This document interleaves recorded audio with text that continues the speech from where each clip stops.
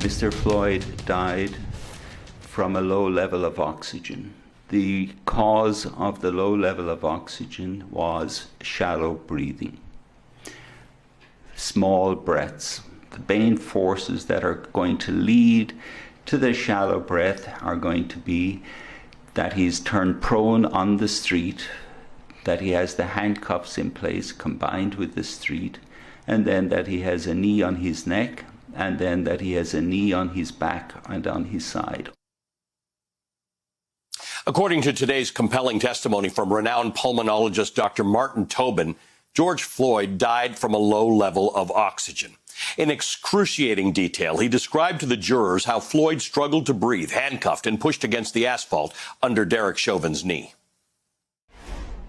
On the left side of his lung, it was almost like a surgical pneumonectomy. It was almost to the effect as if a surgeon had gone in and removed the lung. You see his knuckle against the tire. This tells you that he has used up his resources and he is now literally trying to breathe with his fingers and knuckles. When you have to breathe through a narrow passageway, it's like breathing through a drinking straw, but it's much worse than that. Much worse than breathing through a drinking straw. For more, we welcome to the broadcast Maria Hinojosa, a veteran journalist who covered police violence and urban affairs for years at both NPR and CNN. She's a former colleague of mine. She's now the founder of Futuro Media, where she serves as host and executive producer of Latino USA. She's also co-host of the podcast In the Thick, focusing on America's shifting cultural and political landscape, and the author of Once I Was You, a memoir of love and hate in a torn America.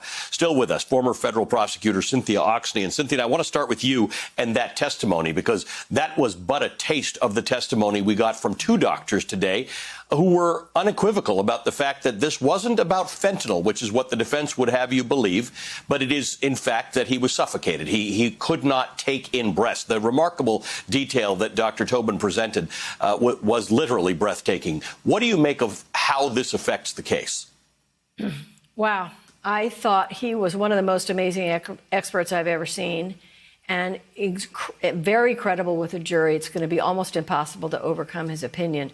First of all, just his manner with the jury, and he would turn and talk to them. He would undo his collar and explain to them the anatomy. And then he would say to them, go ahead and put your hand on your neck, and then put your hand here and feel your this and feel that. And he went through it. And I found myself sitting in my little kitchen, feeling my neck and doing exactly what he said. He was that mesmerizing.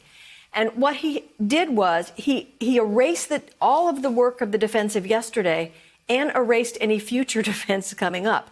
You know, yesterday, if you remember, the defense attorney spent a lot of time trying to prove that maybe his knee wasn't always on his neck, maybe it moved down to his shoulders, maybe it was on his traps, and he just basically said, that doesn't matter. He had no oxygen. All of that, nope, doesn't matter, has nothing to do with anything. He died from the lack of oxygen.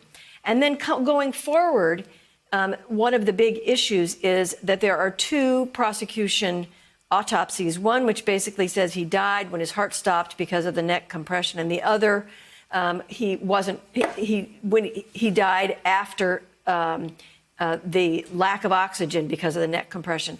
And he sort of brought those together in a way that the prosecution really needs, and made it all so simple that it's going to be very hard for the defense attorney to make much hay with those different autopsies. And then he finally just finished off the defense by saying the fentanyl had nothing to do with it, which was then supported by another expert. It was a devastating day for the defense. I thought the case was overwhelming from Jump Street. But this makes the case almost impossible. I mean, it really is impossible to go forward for the defense at this point. Cynthia, you always make it so clear to us what's going on. Maria, our friend Dr. Kimberly Crenshaw talks about a concept. She coined this concept of intersectionality, the idea that it's never really one thing when you have difficulty in society or economically or with the justice system. And George Floyd is really a picture of that. He was black, he was urban, he was not wealthy, he had a drug addiction, all of which was pointing toward not just his death at the hands of police, but has been something that has pointed to a lot of people and their death at the hands of police in America. George Floyd was from Texas. George Floyd had a girlfriend who was white. George Floyd worked at a cumbia bar surrounded by Latinos and Latinas dancing, speaking Spanish. So, yeah, to us, George Floyd represents exactly that, that total humanity. And for me, I think when I think about today's testimony, Cynthia's right, it was riveting. I think this notion, the humanity that the doctor brings when he says George Floyd was trying to breathe through his knuckles. There's nothing like that image there that makes it clear why George Floyd died, because of the knee on his neck.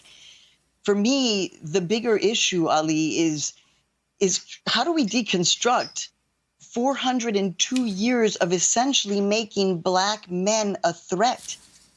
So what we're seeing a trial here, but we're really trying to deconstruct a narrative that has existed from the first time a Black man was brought here in chains, and therefore the notion created that they were a threat, that they were a problem, that they had to be controlled.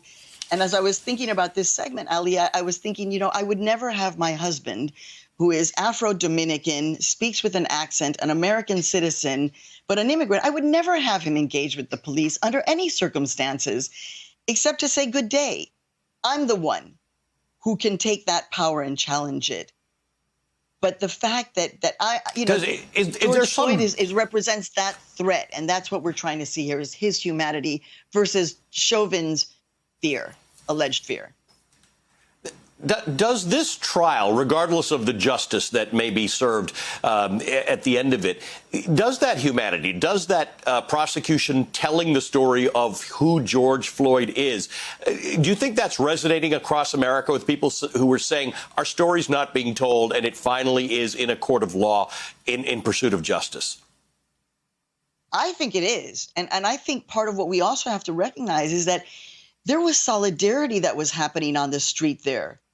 There were people who were trying to come to his aid, who were of a diverse background, right?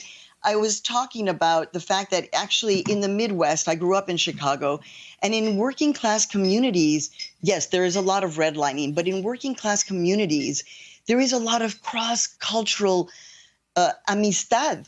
There is defending each other. And I think that is part of the lesson that we're seeing, right? Is that, in fact, we have to attempt to save our lives, because you know what? In the end, it wasn't just George Floyd who died there, right? The people who witnessed that are going to be scarred for life. I haven't seen the video because I have respect for his life, but I'm telling you that this has changed the country. And I'm with Cynthia.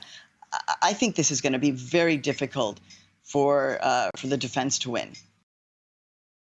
Hey, thanks for watching our YouTube channel. You should know that you can follow today's top stories and breaking news and catch up on your favorite MSNBC shows all in one place. Download the NBC News app today.